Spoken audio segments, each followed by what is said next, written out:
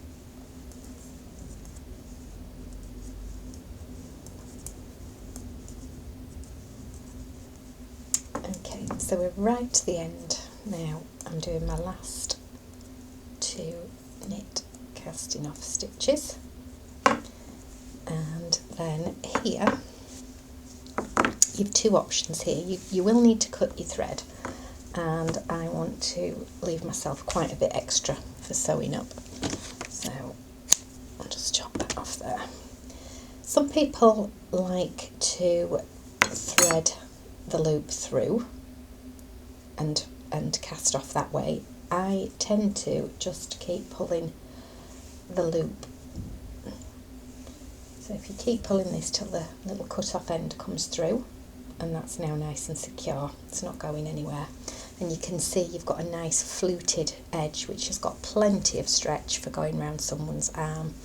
And just by doing the 4 rows early on where we did these in the 3¼ mm, that's just giving it a slight extra spring and tightness there, and then going back to the 4mm needles has given us that nice fluted edge. So at the moment you should have a piece that looks like that, and if you've got something similar to that, then you've done really well and you've got just what you need. So you would of course need 2 of these to make a pair, but each one is a wrist warmer in its own right. So the next thing to look at is the sewing up, and what I tend to do with the wrist warmers is I want about 4 centimetres. So I've just brought my little desk ruler so you can see. So I would tend to sew up to about here, just for the first bit, and that's where this section here is going to go on your hand. I've got a blunt needle there, one of the sewing up needles, so I'm just going to pop that in just so you can see where we're going to. Then you need to leave about 5 centimetres. Now if you're wanting to wear these over, say, a pair of leather gloves, you might need to leave slightly more space, but 5 centimetres I generally find is about okay. So just for now I'm just going to pop another needle in about there. So you're going to sew here, and then you're going to sew this section here, and there are different ways and techniques of sewing up. I like the mattress stitch method, and that works really well for this top section here. So we'll start off with this section, and what I'm going to do, I'm actually going to need one of these needles. So to thread one of these big needles, people have, again, various ways of doing it. I like to put the needle like that, pinch between my fingers the piece of thread, and then squeeze it nice and tight, and then just push that through, and it's threaded. If you try and thread through the end, it tends to sort of split and you end up with the individual spun sections coming loose. So that's my preferred way of doing this. Now with the mattress stitch, you tend to have the right side facing you rather than the wrong side. And if you remember earlier on, I mentioned about the fact that we've got 2 knit stitches there, and then we've got 2 knit stitches here. So what you are looking for is, that's your full knit stitch. So we're wanting to go in between there. So I've got a full knit stitch at the side.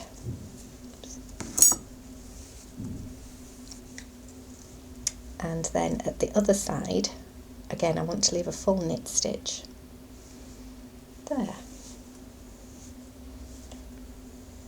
And when you start to pull these things closed, you do actually, it won't look quite as neat just to start with. You have to get going a little bit. So I'm going under 2 stitches there, leaving my knit stitches at the side. And then at the other side, where that one's come out, you go in again and under 2. So you can see I've got a whole knit stitch there, and the other one's quietly disappearing inside. And then we're going again. And the beauty of this is actually you don't need to pull it tight every single stitch. So I'm actually just going to leave a little bit loose, just temporarily. And then we're going to pull it tight shortly. So,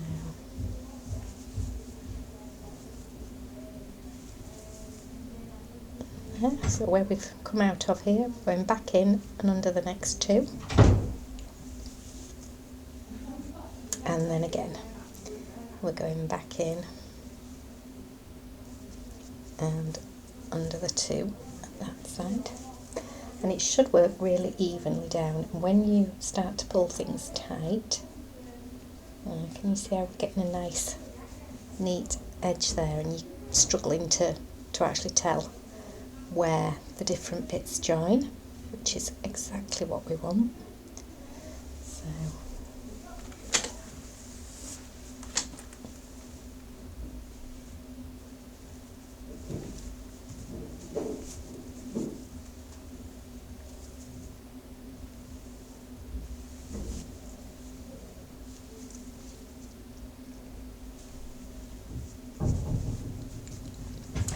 definitely don't rush this section of the proceedings, because this is the bit that will make something look properly made, or rather thrown together.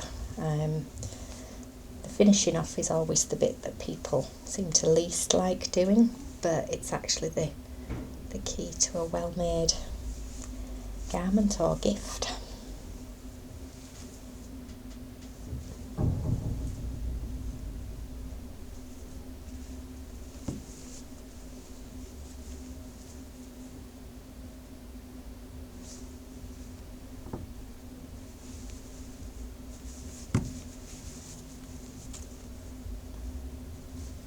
You see how that's just vanishing into the seam.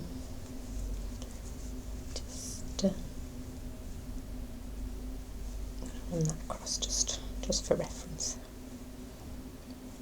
You can put a safety pin or a stitch marker, anything like that would work. And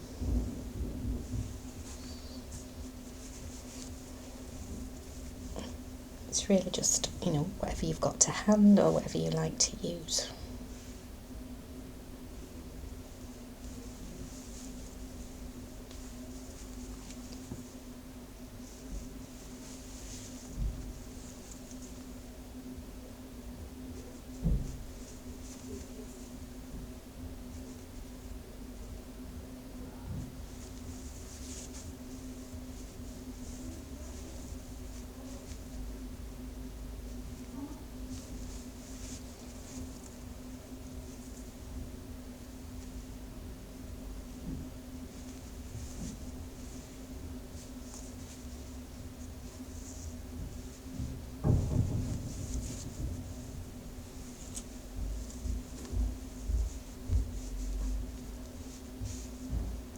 Just leave that in at one side.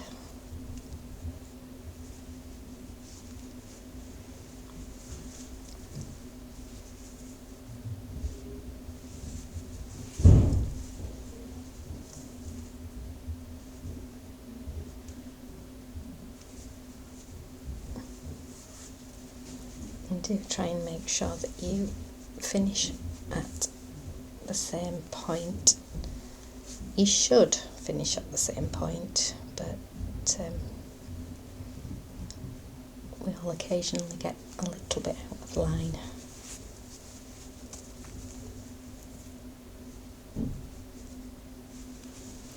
And you don't have to do anything fancy as you get to the next section, because you're actually working in exactly the same way. So keep following the same line down, and you'll find you've just got a nice neat that stitch will follow down here. See if I can roll it out a bit better. That line follows down here. So,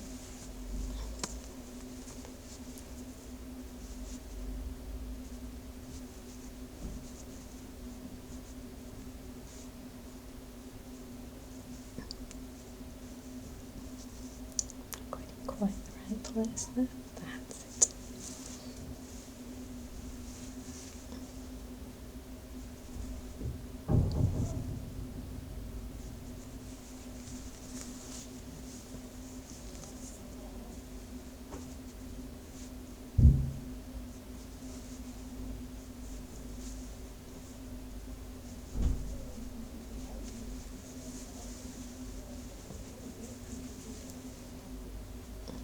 So we're nearly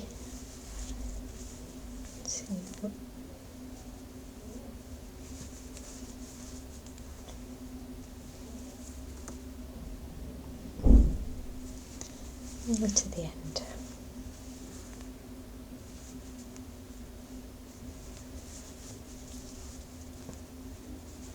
So again, do feel free to stop, check where you are with your sewing.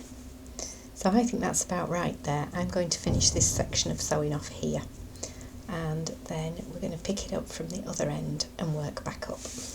Okay. So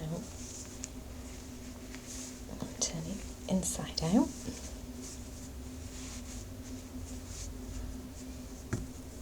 And then go through the corresponding hole at the other side. Carefully work my way back up for a few stitches.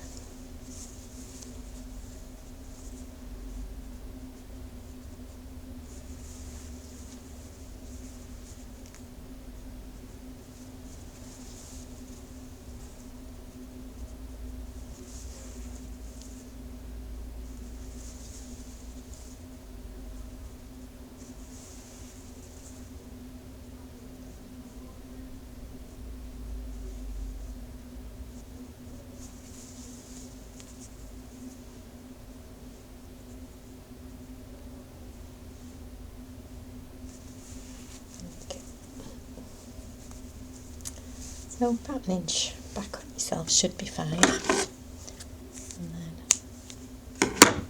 chop the yarn off. You see there, you've got virtually an invisible line, which is exactly what we want.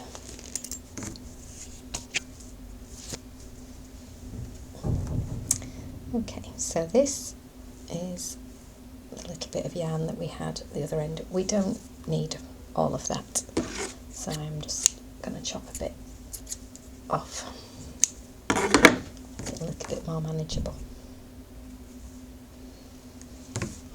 and then we can do basically the same thing again. This time though, I like to do the same idea but working up a row of the little knobbly stitches. So pick your row. I think I'm going to pick this one here, and then try and stick with the row that you have gone with at the side. So I tend to like to be one row in.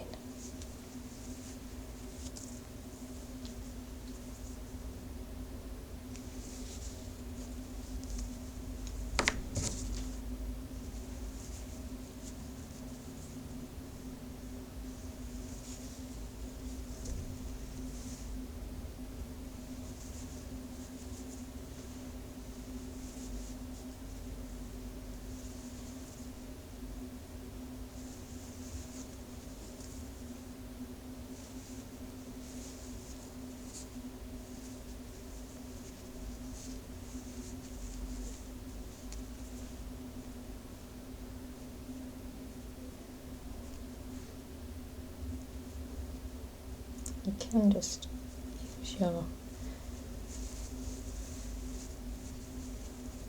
needle to neaten up your seam, don't want to get it too tight, and then I'm just going to go a couple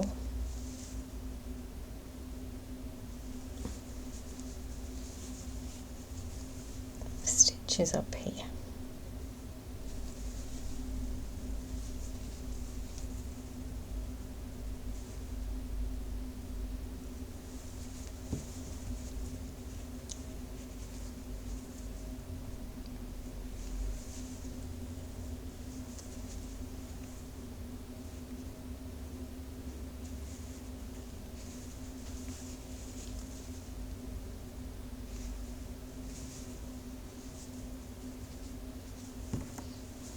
I'm just going to check.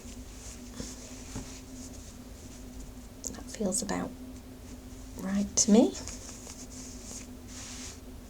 So again, you go back in at the opposite side.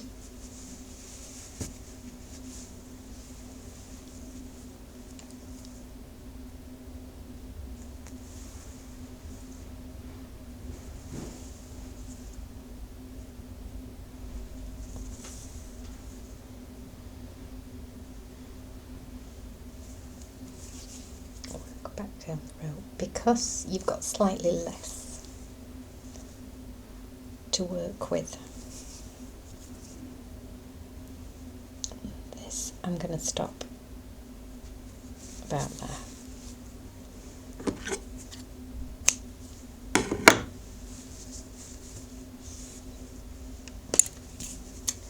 And there you have it.